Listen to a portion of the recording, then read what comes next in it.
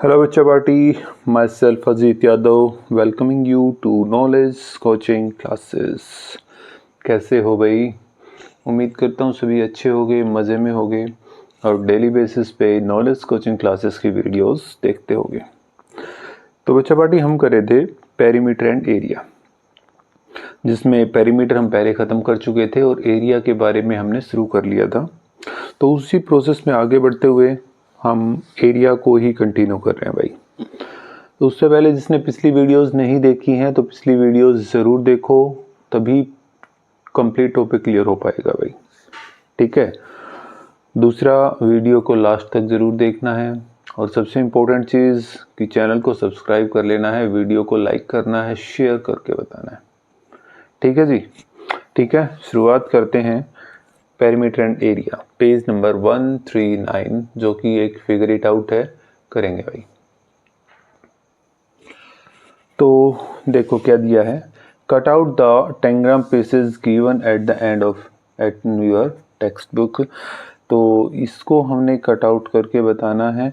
ठीक है। और फर्स्ट ऑफ ऑल जो पहली चीज़ पूछी गई, explore and figure out how many pieces have the same area, हमें बताना है कि कितने पीसेस का एरिया सेम है। फर्स्ट ऑफ ऑल देखो यार, इसके अंदर A B C D E F G ऐसे दे रखे हैं हमारे, तो इनको अलग अलग हमने कट करना है। तो बच्चा पार्टी ये मैंने आपके लिए पहले से कर रखा है। तो इस फिगर में हमारे पास कुछ छोटे छोटे डायग्राम्स बन गए भाई। ठीक है, ये मैंने पहले बना रखे थे और आपको भी ऐसे ही कट आउट करके अपनी नोटबुक में पेस्ट कर लेने हैं। क्लियर है? ओके है ना? तो देखो सबसे पहला है ए को अगर हम यहाँ पे पेस्ट करेंगे तो समथिंग इस टाइप का हो जाएगा ना, ये आपका ए हो गया। ठीक है। अब बी के ऊपर चलते हैं तो ये आपका बी हो जाएगा भाई, ये वाला हिस्सा आपका बी है। ठीक है। उसके बाद है जी, तो जी ये है भाई नीचे वाला हमारा। ओके। उसके बाद है सी, तो बच्चा पार्टी हमने सी बनाया, छोटा सा सी दिख रहा है हमें और ये हमने इसको यहाँ पे ऐड करके दिखा दिया। मैं सिर्फ आपको दिखा रहा हूँ कि हमने किस तरीके से क्या किया है। उसके बाद डी है, तो डी वाला हिस्सा ये हो गया भाई, हो गया। फिर है ई वाला हिस्सा देखते हैं भाई कैसे लगेगा। तो ये लगेगा हमारा ऐसे।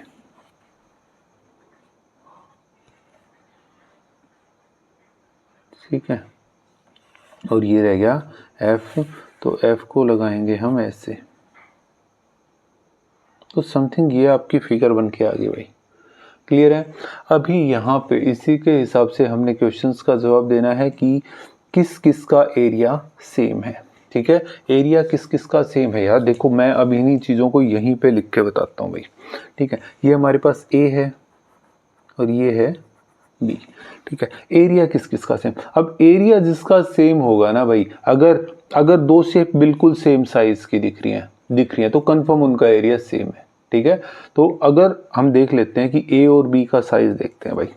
देखो मैंने देखा यहाँ से, ये ई था, ए और बी को एक दूसरे के ऊपर रख के देखा भाई। देखो यहाँ से अगर आप क्लियरली देख पा रहे हो तो आराम से आपको दिखेगा ए और बी दोनों एक दूसरे के ऊपर आ गया ना, कंप्लीट एक दूसरे के ऊपर अच्छे से आ गया।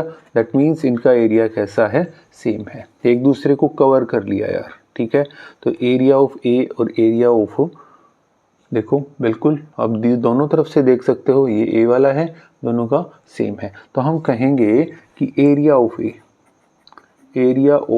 ए is equal to area of C. ठीक है, ये है हमारा। ओके, अब दूसरा चलते हैं यार। ए और बी का तो मैटर यहाँ से तो अपना क्लियर हो गया। अब देखो अब क्या क्या सेम लग रहा है। क्या आपका सी और ई का सेम दिख रहा है? देखें एक बार सी और ई को और देख लेते हैं यार।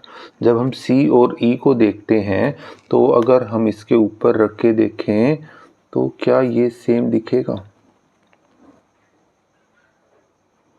हाँ जी, ये भी तो सेम दिख रहा है कि भाई area of C is equal to area of E. ये दो चीज़ें क्लियर होगी और ये बहुत आसानी से हमने क्लियर कर ली है कि एरिया ऑफ सी भी एरिया ऑफ ई के बराबर है, मतलब ए और सी दोनों के दोनों हमारे बराबर आ गए भाई। क्लियर हो गया, आ गया समझ में? अच्छा आगे क्या करना है भाई?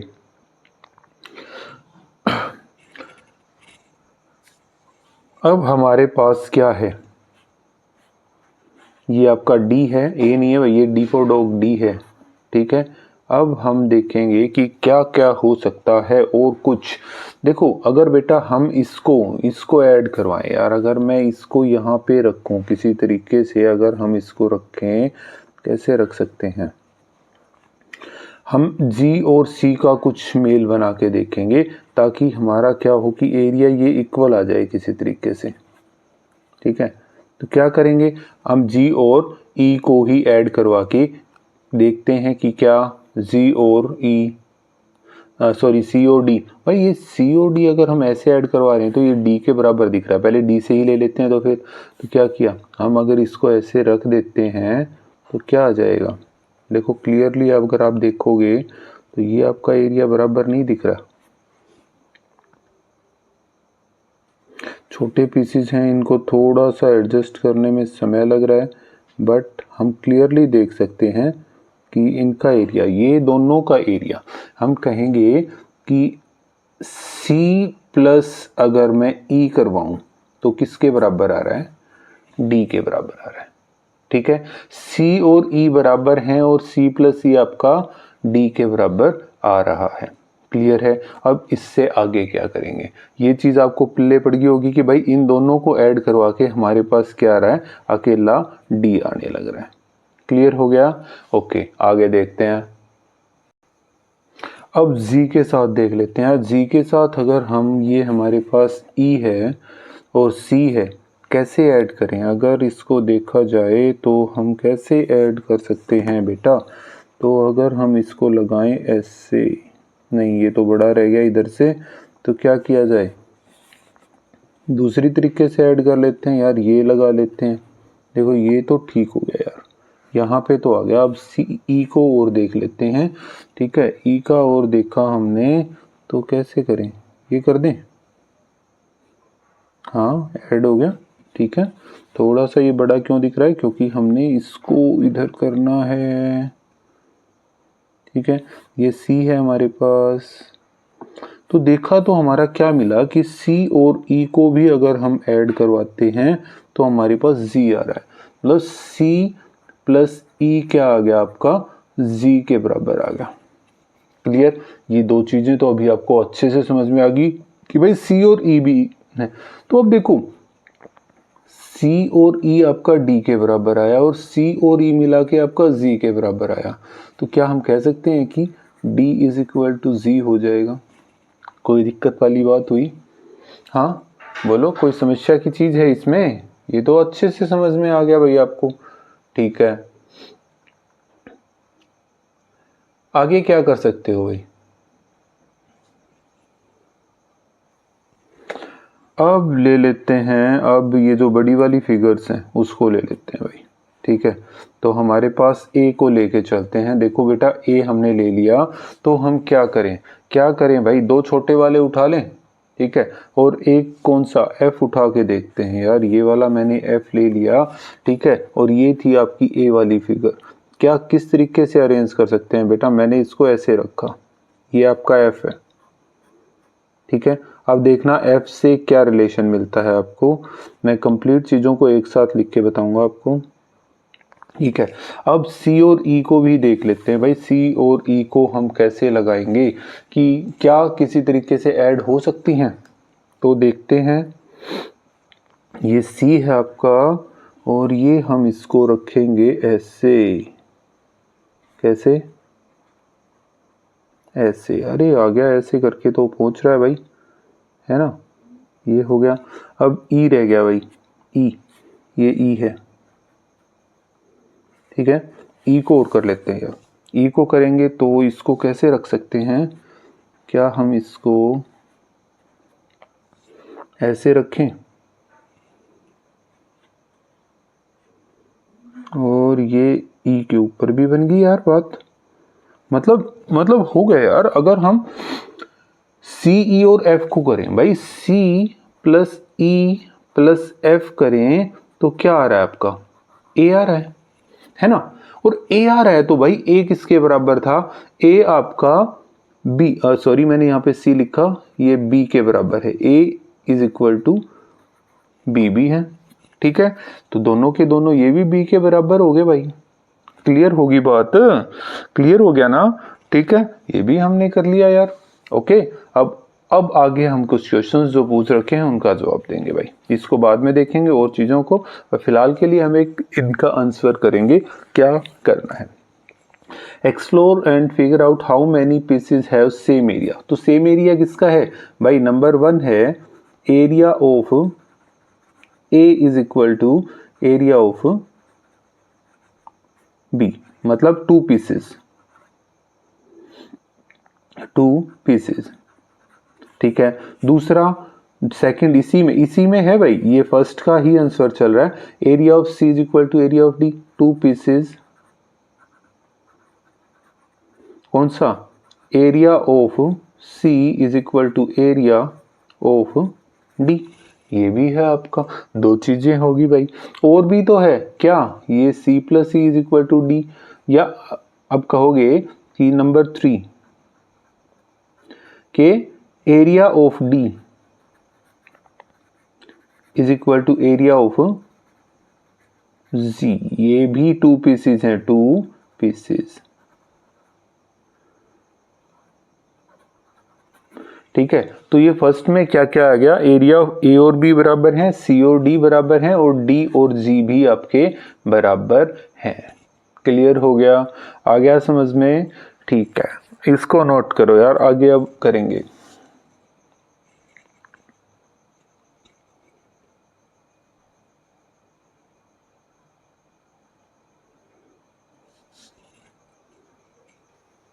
तो ये जो चीजें थी एक बार इसको लिखें यार। हमने क्या किया कि area of A is equal to area of B. ठीक है, area of C is equal to E है, सॉरी। ठीक है, C प्लस ई आपका D है और C प्लस ई आपका Z आया है, और तो दोनों के ऊपर क्या आ गया, D is equal to Z। C plus E plus F आपका A के बराबर आया है, और A किसके बराबर था, B के, तो C plus E plus F आपका B के बराबर भी हो गया है। क्लियर है, हो गया यहाँ तक का।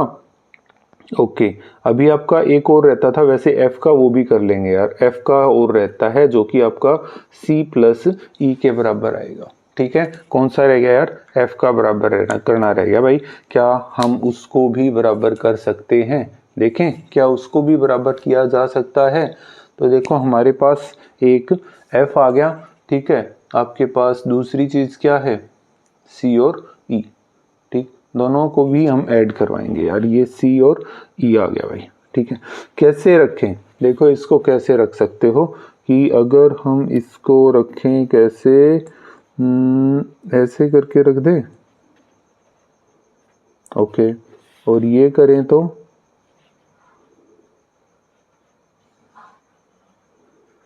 ऐसे,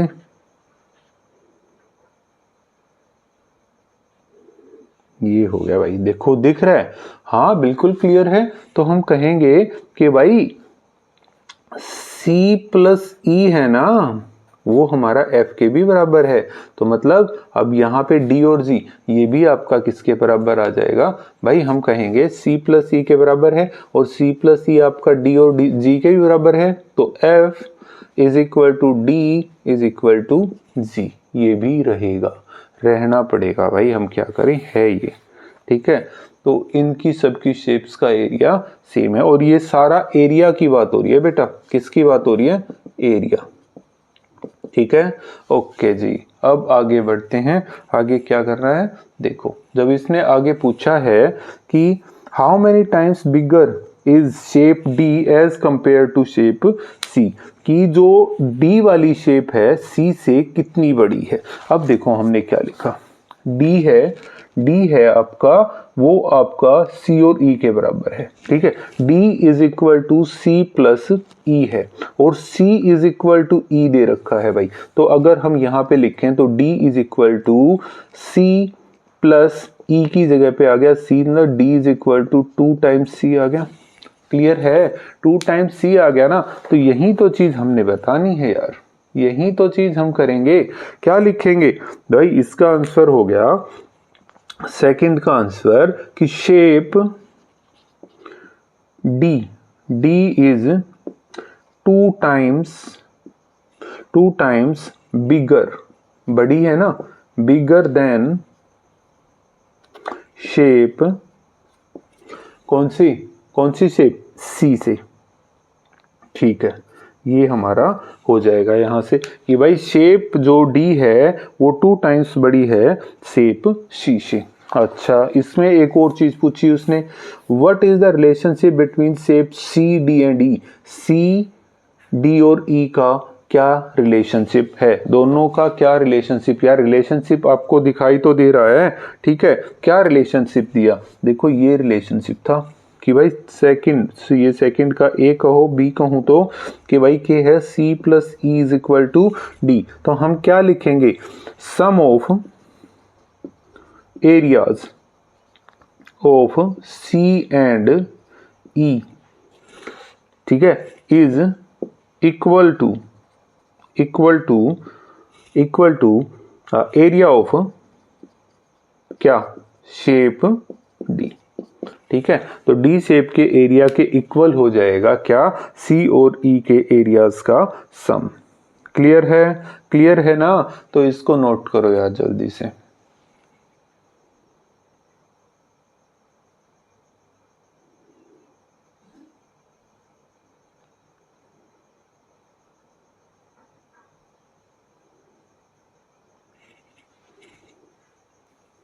अब थर्ड के ऊपर चलते हैं।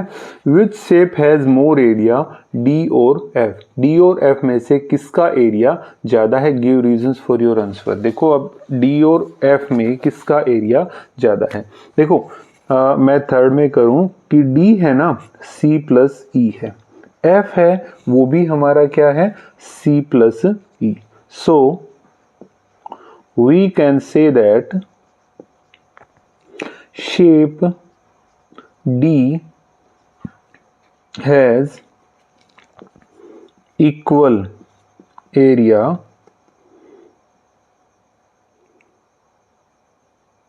as compared to F। तो area of D is equal to area of F। अब इसने का रीजन भी देना है।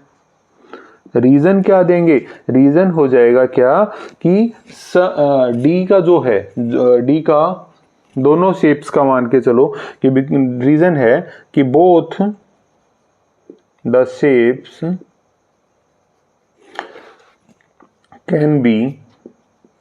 Can be formed by joining shape C and shape D. ये मैंने पहले भी आपको बताया था कि डी भी सी और ई को ज्वाइन करके बन रही है, एफ भी सी और ई को ज्वाइन करके बनाई जा सकती है, ठीक है। तो ये हमने इसका रीजन दे दिया भाई। क्लियर है, नोट करो।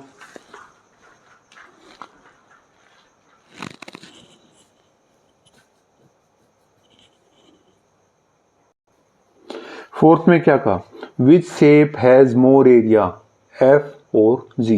देखो एफ और जी के बारे में मैंने बताया कि जी सी प्लस ई है, एफ भी सी प्लस ई है, तो यार सेम ही है, ठीक है। कि भाई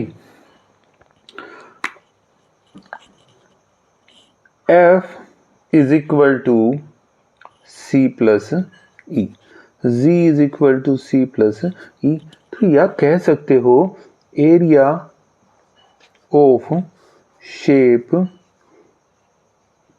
F is equal to area of shape G।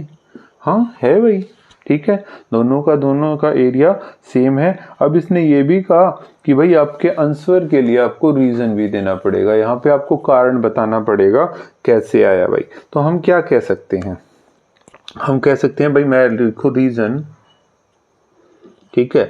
तो क्या हो जाएगा, because both the shapes can be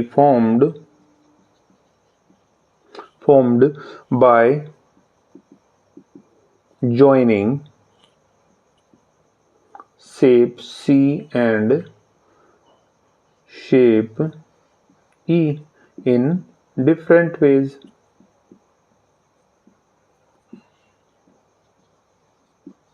हाँ हो गया यार, क्या चाहिए था, यही तो था, यही तो था ना, ठीक है।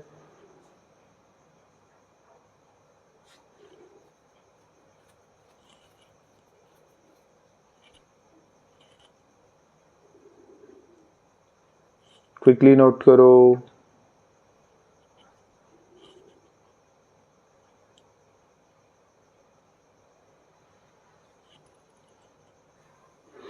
अगले में क्या कहा, देखो इसने कहा what is the area of shape A as compare to shape G. A और जी का एरियाज का हमने भाई कंपैरिजन करके बताना है यार, ठीक है।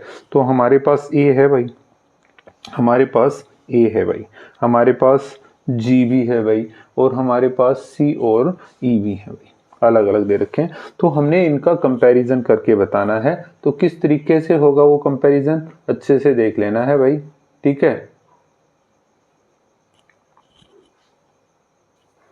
तो कैसे करें भाई, ये हमने क्या लिया, ये जी लिया और इसको हमने रख दिया इसके ऊपर, ठीक है जी, जी को हमने इसके ऊपर रखा। अब क्या किया, अच्छे से कर लेते हैं, ठीक है। अब अगला काम क्या करना है, हम इसके ऊपर सी को रखने की कोशिश करते हैं। सी कैसे आएगा, सी ये हो गया यार, हो गया। और अब उसके ऊपर रखा हमने ई, ई को कैसे रखें, ऐसे रख लेते हैं भाई। ये देखो क्या बना, ए है ना आपका जी प्लस सी प्लस ई से बना, किससे बन गया भाई, जी प्लस सी प्लस ई। अगर अभी इसी चीज को लिखना पड़े कि क्या लिखें, कि area of A is equal to area of G plus area of C plus area of E. ये हो गया भाई, ए किससे बना, जी प्लस सी प्लस ई से बन गया भाई, ठीक है। अच्छी बात है यार, ये इससे बन रहा है तो आगे क्या, बट यार देखो जी तो हमारा सी और ई से बना है, but area of G is equal to area of C plus area of E, ये भी है।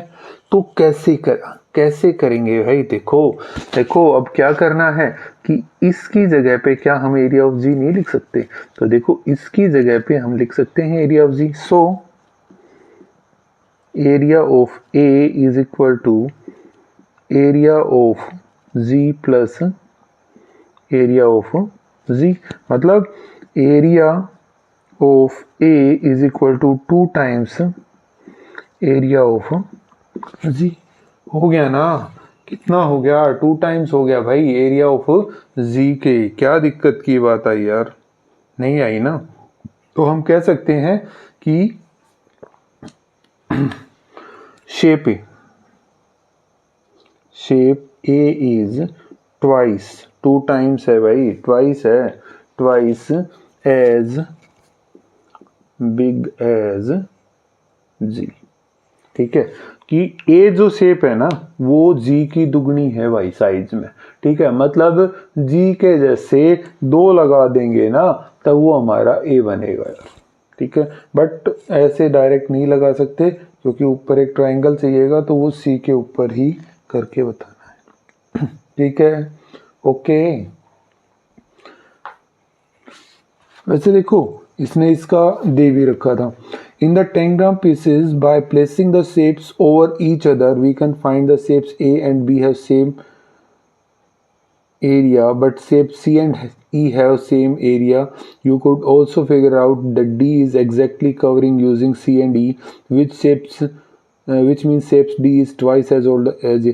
देखो यही चीज़ें जो हमने पहले लिखी थी वही चीज़ें इसमें लिख के बता दी हैं कि हम कैसे कर सकते हैं कि भाई D को हम कहें कि 2 टाइम्स C है या 2 टाइम्स E है, Z को कहें कि 2 टाइम्स C है या 2 टाइम्स E है। क्यों? क्योंकि C और E भी बराबर हैं हमारे आपस में, तो हम कह सकते हैं इस तरीके से। ठीक है, मैंने यहाँ पे लिखा भी था। अगर मैं कहूँ ना इसको कि ये है ना, ये या इक्वल टू F भी ले लो यार, कि ये 2 टाइम्स C है या 2 टाइम्स E है, तो ये भी और ये सब होंगे भाई। ठीक है, ये सब होंगे भाई। क्लियर होगी बात? इसको दिमाग में रखना पड़ेगा, आगे इसका यूज होगा यार। क्या ये 2 टाइम्स बिग है या 4 टाइम्स बिग है? तो हमने बता दिया कि इसके 2 टाइम्स बिग है भाई, ट्वाइस है इसका। क्लियर हो गया? ओके, इसको नोट करो भाई जल्दी से।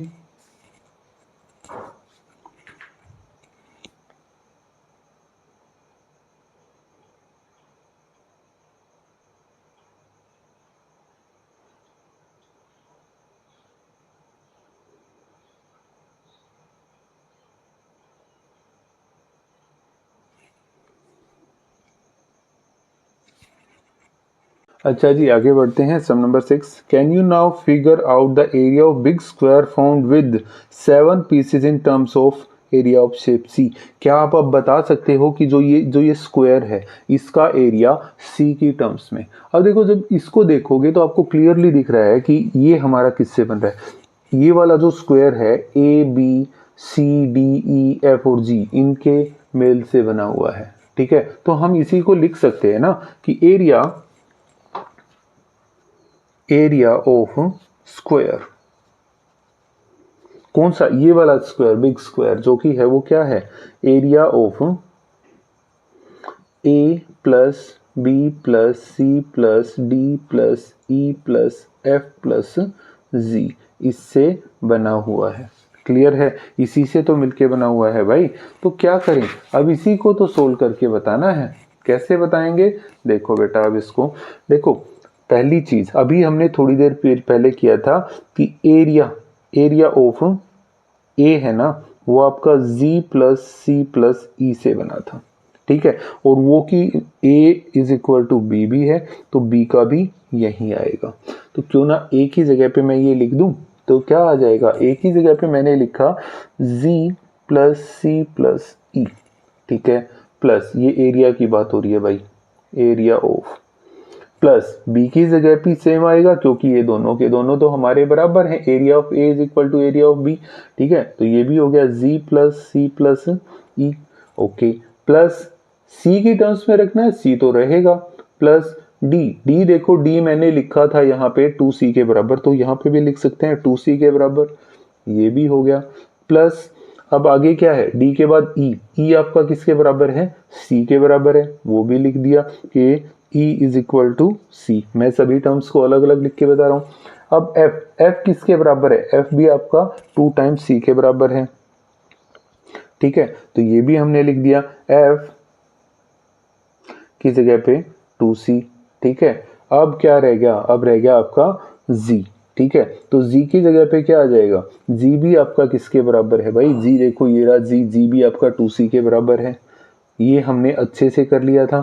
ठीक है, तो क्या सभी टर्म सी में आ गई? नहीं, अभी रहती है भाई, ये वाला जी रह गया, ई रह गया, तो इसको भी करेंगे। दैट इज इक्वल टू जी की जगह पे 2c plus C plus E की जगह पे आपका सी प्लस जी की जगह पे 2c plus C plus E की जगह पे भी सी प्लस कितना हो गया? 1 2 3 4 5 6, 6 टर्म्स का हो गया आपका। फिर आपका रह गया C plus 2c plus C plus 2c plus 2c, ये बन गया। दैट इज इक्वल टू कितना आ गया? 2 3 4 2 6 7 8 9 2 11 12 और 4 16, 16 टाइम्स सी। मतलब एरिया ऑफ बिग स्क्वायर कह लो आप उसको, is equal to 16 times C. Area of 16 times C. ठीक है, 16 सी के बराबर उसका एरिया आ गया। कि हमने क्या करना था, सी की टर्म्स के अंदर हमने इसको लिख के बताना था, तो हमने इसको लिख दिया यार, क्या बड़ी बात निकली। क्लियर है, नोट कर लो बेटा।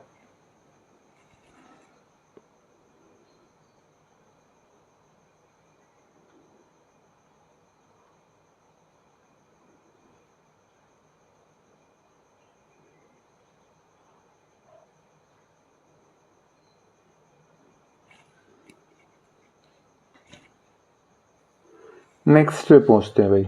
इसने कहा arrange these 7 pieces to form a rectangle. अब ये जो 7 पीसीज हैं इनको इस तरीके से अरेंज करना है कि एक रेक्टेंगल बन जाए। What will be the area of this rectangle in terms of area of shape C. अब इस रेक्टेंगल का एरिया क्या होगा शेप सी की टर्म्स में। Give reasons for your answer. तो हमने इसको सोल्व करके भी बताना है, ठीक है, इसका भी हमने बताना पड़ेगा यार, ठीक है। ओके, कोई ज़्यादा बड़ी बात नहीं है यार, कर लेते हैं एक बार। देखो इसको करना कैसे है। सबसे पहले मैं बड़ी वाली शेप उठा लेता हूँ यार, मैं तुम्हारे लिए मैंने किया कि हम इसको ए को लिख लेते हैं यार, हमने ए को ऐसे रखा, ठीक है। अब हम दूसरी शेप उठा लेते हैं बी। बी को हमने रख दिया ऐसे, कर दिया, क्लियर हो गया। ए और बी को हमने सोल्व कर दिया। अच्छा जी, अब उठा लेते हैं कौन सा, एफ ले लेते हैं भाई, ठीक है। एफ को हम क्या करें, हम एफ को ऐसे कर देते हैं, ये हो गया, ठीक है। एफ के बाद हम उठा लेते हैं सी। सी को क्या करें, इस तरीके से करें। देखो रेक्टेंगल कौन सा होता है वो आपको पता है, ठीक है, जिसकी साइड्स इक्वल हों, आमने सामने की, ठीक है, ये हो गया। ओके, उसके बाद क्या करना है, उसके बाद कर लेते हैं हम जी को, ठीक है। किसको ले लेते हैं बेटा, जी को ले लेते हैं। कैसे, इस तरीके से हमने इसको अरेंज करवा दिया, क्लियर हो गया, दिख रहा है आपको अच्छे से। अच्छा जी, उसके बाद ले लेते हैं स्क्वायर को, और स्क्वायर को हमने अरेंज करवा दिया यहाँ पे, डी है जो पार्ट, ठीक है। और उसके बाद हमने क्या किया, उसके बाद हमने ले लिया ई, और ई को हम अरेंज करवा देंगे ऐसे, ठीक है। तो ये जो शेप बन रही है, ये जो शेप बनती दिखाई दे रही है, वो कैसी शेप है, वो हमारी रेक्टेंगुलर शेप होगी भाई, ठीक है। रेक्टेंगुलर शेप हो जाएगी हमारी, कोई फर्क पड़ा इस पे, ठीक है बेटा। इसको क्विकली नोट करो यार, ये ऐसे ही बना के आपको दिखाना पड़ेगा, ठीक है। हम इसको ऐसे ही बनाएंगे बेटा, और इसको क्विकली नोट करो, ठीक है, ठीक है। जब इसको आप पेस्ट करोगे ना तो एग्जैक्टली आपको एक रेक्टेंगल दिखेगा, ठीक है। अभी हमने पेस्टिंग नहीं किया, हम नॉर्मल तरीके से हमने इसको छोड़ा हुआ है, तो ये क्लियर हमारा रेक्टेंगल सा शो नहीं हो रहा है यार, बट लो हो गया, ठीक है। ओके, तो इसी तरीके से हमने इसको अरेंज करवाना है। अब हमने बताना है what will be the area of this rectangle. अब इस रेक्टेंगल का एरिया क्या होगा, ठीक है। तो एरिया निकालना तो कोई ज़्यादा बड़ी बात नहीं है। क्यों बड़ी बात नहीं है, क्योंकि ये भी A B C D E F G से ही बना है, ठीक है। जी ये भी किससे बना है, A B C D E F G, तो वही है यार, क्योंकि टर्म्स सी की टर्म्स में हमने इसको लिख के बताना है ना। तो कैसे करेंगे कि area of rectangle, area of rectangle that is equal to area of क्या, A plus B plus C plus D plus E plus F plus G, जो कि हम पहले निकाल चुके थे, that is equal to 16 times C. निकाला था, अभी बार बार बताने की आवश्यकता नहीं है भाई, पिछले ही पार्ट में हमने किया था। सो area of rectangle is equal to 16 times area of C, ठीक है। ये हमारा हो जाएगा, क्लियर है, हो गया। ओके, इसको नोट करो यार।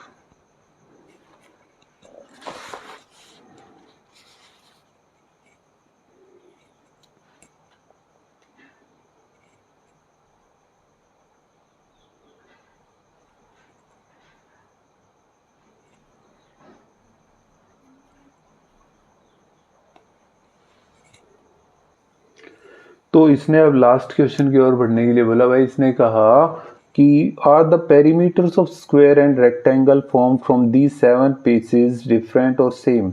क्या यहाँ से जो रेक्टेंगल और स्क्वायर बने हैं इनका पेरीमीटर सेम है या डिफरेंट है। अब इसको देख लेते हैं यार। देखो अब इसके लिए क्या किया जाए, इसके लिए हम नाप लेते हैं यार। इसको एक स्केल लिया और हमने नापा इसकी लेंथ को हमने चेक किया, तो ये आपकी 4.2 है। हम 4.2 के पास लेंगे, ये 4.2 है।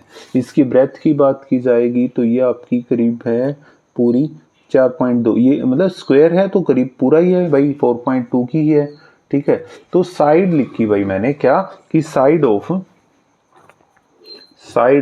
Square that is equal to 4.2। तो पेरीमीटर कितना आ गया, पेरीमीटर आ गया 4 into side 4 into 4.2 that is equal to कितना आ गया 16.8 सेंटीमीटर। अब दूसरी बात करनी है किसकी बात करेंगे भाई, अभी हम बात करेंगे रेक्टेंगल के लिए। ठीक है, तो रेक्टेंगल भी बनाना पड़ेगा एक बार। ठीक है, बना लेते हैं। तो भाई ये हमारा रेक्टेंगल है। ठीक है, ये रेक्टेंगल है तो हम इसकी लेंथ को देख लेते हैं कि इसकी लेंथ है आपकी 5.8। ठीक है, और इसकी ब्रेथ की बात की जाए तो वो है आपकी 3 की। ठीक है, तो लेंथ ऑफ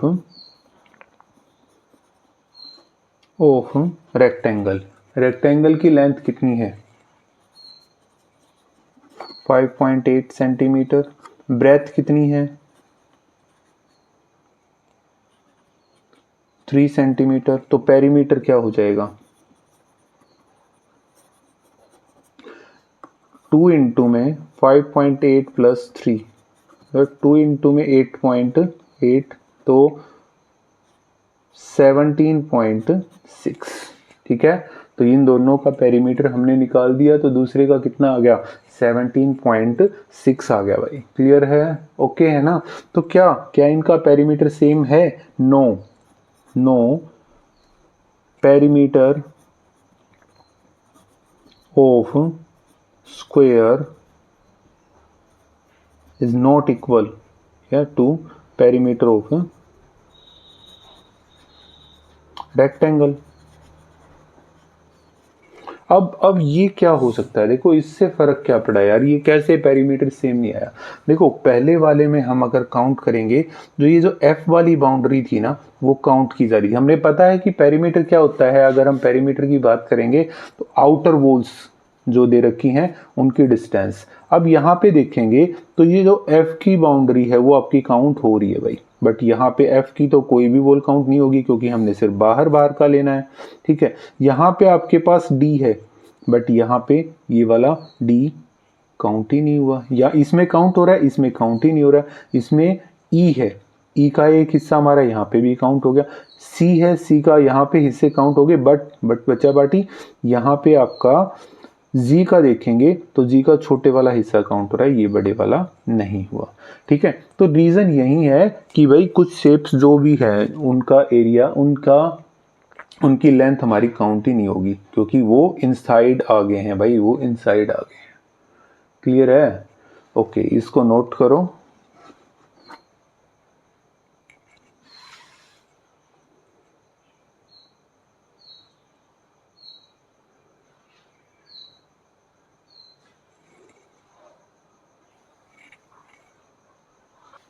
तो भाई ये वाला फिगर इट आउट हमारा कंप्लीट होता है। तो उम्मीद करता हूँ आपको अच्छे से समझ में आ गया होगा। तो बच्चा पार्टी मिलते हैं नेक्स्ट वीडियो में एक नए टॉपिक के साथ। तब तक के लिए take care of yourself and keep watching knowledge coaching classes. Thank you very much.